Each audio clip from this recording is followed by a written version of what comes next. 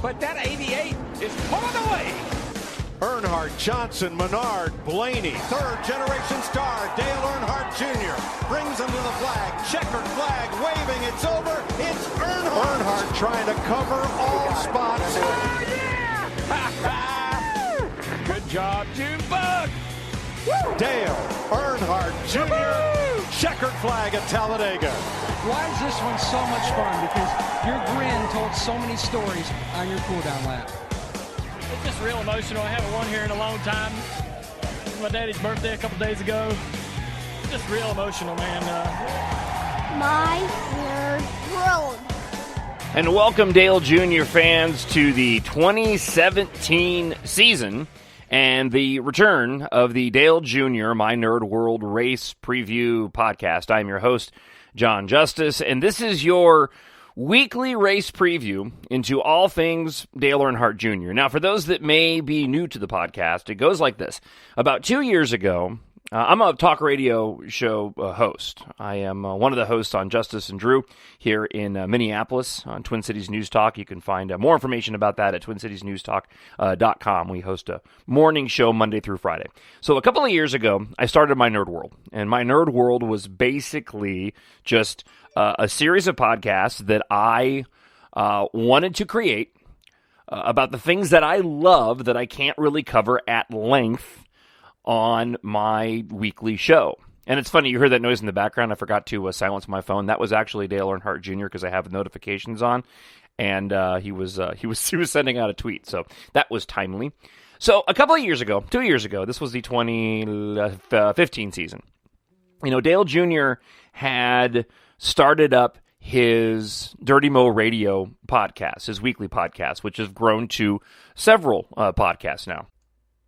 But one of the podcasts that I really wanted was a race preview podcast. I was thinking that if I was going to be listening to a Dale Jr. podcast, and I really enjoyed the Dirty Mo Radio, and especially the new Dale Jr. download that Dale Jr. is now hosting himself, you know, I'd love to be able to listen to a race preview podcast. Well, that's when it dawned on me that I follow Dale Jr. throughout the week, and I watch, you know, all of qualifying. I pay attention to practice. I pay attention to his comments about the car.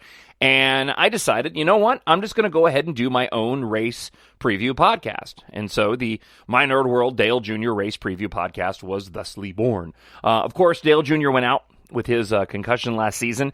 And I did do a few podcasts for Alex Bowman and for Jeff Gordon filling in.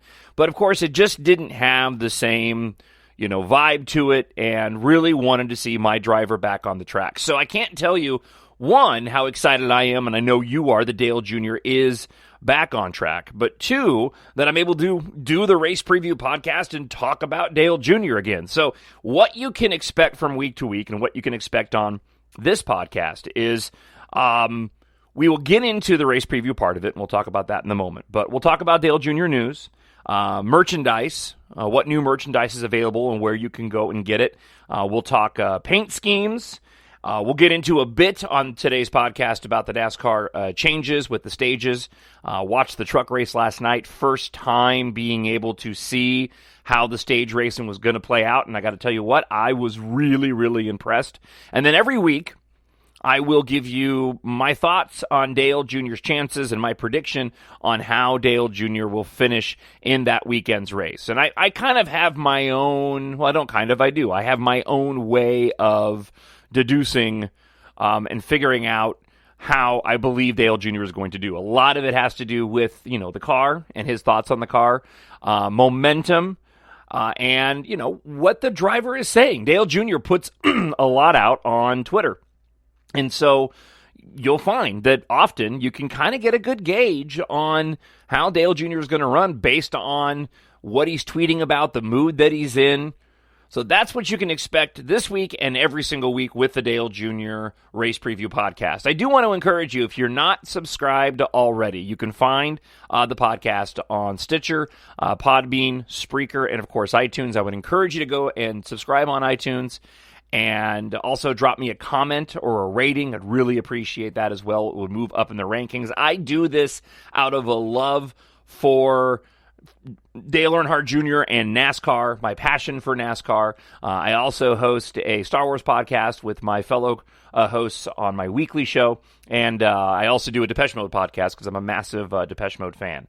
So first off, let's just get into the fact that Dale Jr. is back on track and how exciting it is to see him healthy, to see his drive is back. He wants to do well. It's been an interesting start to the week this week.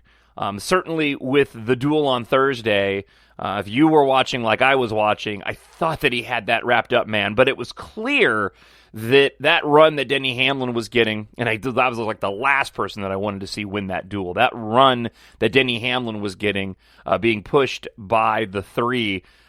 If that had been the Daytona 500, I'm sure that Dale Jr. would have pressed the issue and tried to block Denny, but I'm glad that he got out of the way with that run, considering it was the duel. We didn't want to wreck the car.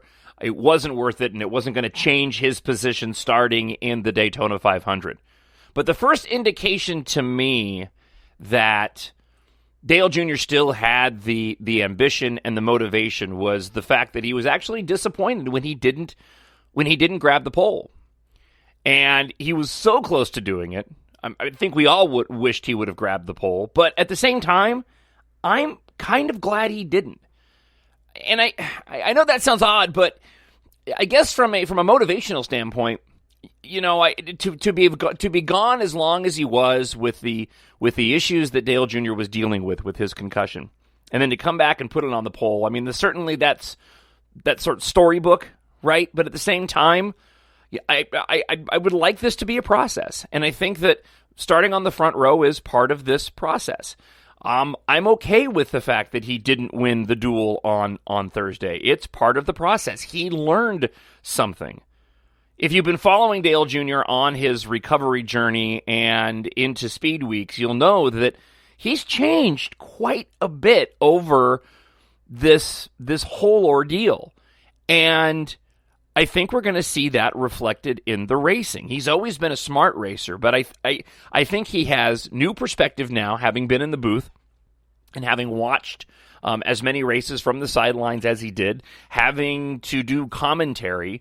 I really think that this is going to help him as a driver. I don't doubt that he still has the passion. I don't doubt that he still has the motivation, but this is a process. And you know, I'm trying to look for the bright side of, say, not winning the duel on Thursday, not getting on the pole.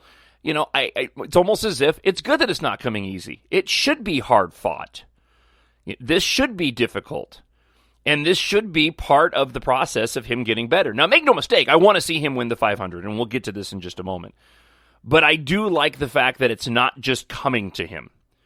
And it shouldn't just come to him. This is a tough, tough sport. And even with his dominance at Daytona, he is going to, Dale Jr. and TJ Majors are going to have to earn it. And they were going to have to earn it on Thursday night, and they were about to.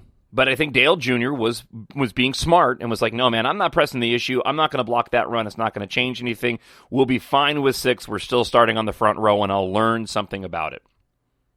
So I'll get into more of the racing aspect of it, more of my thoughts on what I think Junior's chances are on Sunday.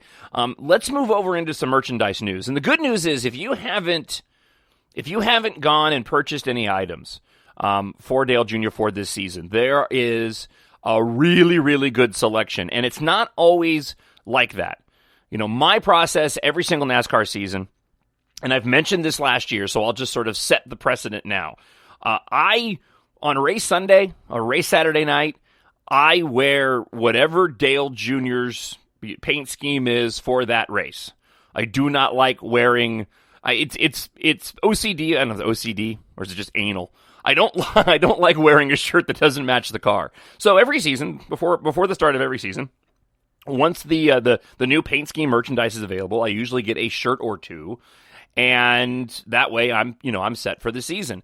Sometimes that merchandise comes out really, really late, and it's tough to get anything even before Daytona, sometimes before the second race of the season. This year, though, I was happy to see that there was a lot of new merchandise for 2017 available, and it seems like almost every day there are new items available. So normally what I'll do, and as we get later in the season, I'll update. Normally what I'll do is I'll tell you what new items are available, but there's so much out there right now that if you haven't purchased any gear, if you go to DaleJr.com or if you go to NASCAR.com, there is plenty of 2017 gear available for all the paint schemes except for the Mountain Dew paint scheme, which they still have not released yet. I think we know at least the color of the car based off of the logo on the side of the Nationwide and Exalta car.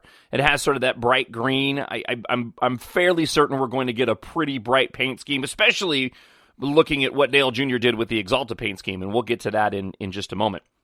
But they still haven't released the paint scheme for the Mountain Dew car, and I don't believe that I don't think he's running that paint scheme for more than just a few races this year. But if you are interested in getting either the Nationwide gear or the Exalta gear, it is available on those websites. And there's one other website I want to mention too, and that's Raceline Direct. They, year after year, seem to have new merchandise, especially T-shirts, before anybody else does. And this is the third year in a row that I've actually done my first purchases of new season gear from them, before NASCAR.com and before DaleJr.com. So again, Raceline Director, if you go to NASCAR.com or DaleJr.com, you can go and pick up some gear. Funny side note, I purchased a Nationwide hat in Phoenix, and I did that at the end of the 2014 season. So it was the second to last race of the season in Phoenix, because I was living in Arizona at the time, and I purchased a Nationwide 88 hat, and it was white and blue. Well, last year, with the silver and I call it the Klondike Bar paint scheme, with the silver and blue paint scheme, the hat didn't necessarily match, but I didn't buy a new one, and I had another Nationwide hat that I would wear to match. Like I said, I like to match my gear when I'm dressed up for the race. So I have a black Nationwide hat that fits. That hat didn't really fit the paint scheme anymore because it had mostly white and blue on it. Well, I was sitting down with my wife Melinda the other night, and it was actually during the duels. And I told her, I said, this season worked out really well because I waited long enough to buy a new hat, that the hat that I bought at the end of the 2014 season for the Nationwide car now is actually reflective of the paint scheme for the 2017 season. I'm a weird Dale Jr. fan, but I was very, very excited about that. Plus, I was happy because I had bought a big 88 sticker for the back of my car. I had a smaller one, but I was going to put the bigger one on this year in the silver lettering, and now it's appropriate again too. So that also made me happy. Let's talk a little bit about that paint scheme though. This year's Nationwide paint scheme. I really liked last year's silver and blue paint scheme. I'm glad that he changed it, and I'm glad he changed it because to me that paint scheme is always going to be associated with the 2016 season and what happened. And I think that it was, and I don't know if Dale Jr. put any thought into this whatsoever. I haven't heard him make any comments, even when he's talked about the decision to run that paint scheme. I haven't heard him say anything, but I just like the fact that we got a fresh start with the paint scheme this year, and I personally think that this year's paint scheme for the Nationwide car is one of the best. I liked the first Nationwide paint scheme, which actually debuted at the end of 2014 and then ran in 2015, and then he changed it in 2016. There was a subtle change between 14 and 15, and I'll talk about that in a moment. But I really like this new paint scheme, and it looks fantastic on the track. And I love the fact that Dale Jr. put so much thought into what the cars look like. And he's mentioned that there's some drivers that don't care. There's some drivers that are just, throw a paint scheme on there, it doesn't matter. But for Dale Jr., it does. And it always has. If you've watched the Shifting Gears series, which I have on DVD, if you watch that series about his move from DEI to Hendrick Motorsports, there's a whole section where he talks about trying to pick out the paint scheme for the then National Guard car and the AMP car, and how much time he spent looking at different paint schemes to find the right one that he wanted. It really matters to him that when he goes and gets into the car, he's getting into a car that looks the way he wants it to look. And so this year's paint scheme, he specifically chose. And it was really cool. And I will try to find it and tweet it. You can tweet at me at John, Jon Justice, at